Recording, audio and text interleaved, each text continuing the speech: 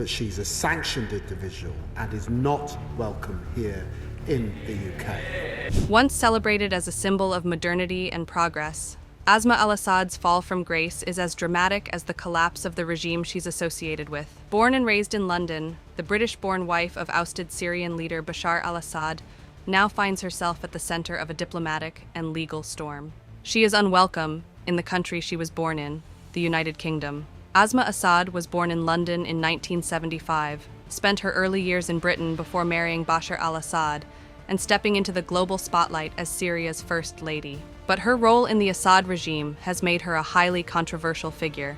As the Syrian civil war spiraled into one of the 21st century's greatest humanitarian crises, the Assad regime faced accusations of war crimes and severe human rights violations.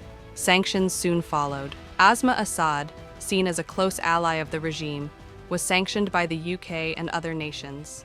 Her assets were frozen, and her ability to travel internationally was restricted.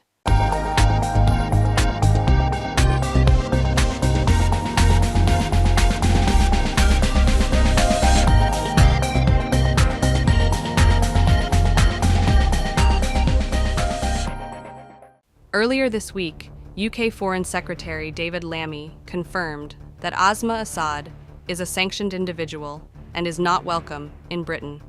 His words leave no room for ambiguity. In a few days, Asma Al-Assad potentially is someone with UK citizenship that might attempt to come into our country, and I want to confirm that she's a sanctioned individual and is not welcome here in the UK. Let me reassure, I will do everything I can in my power to ensure that none of that family find a place in the UK. This raises the critical question: what happens to her British citizenship? The British government has the power to revoke citizenship in cases where it's deemed conducive to the public good, especially for individuals accused of supporting or being complicit in terrorism or human rights abuses.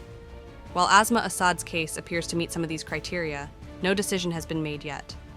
UK Prime Minister Sir Keir Starmer hinted at the complexities, calling it too early to reach conclusions. This hesitation reflects not only the legal intricacies, but also the evolving political dynamics in Syria. With the fall of Damascus to rebel groups and ongoing instability, the Assad family's future, including Asma's, is shrouded in uncertainty. Her continued status as sanctioned individual complicates any possibility of reintegration into British society.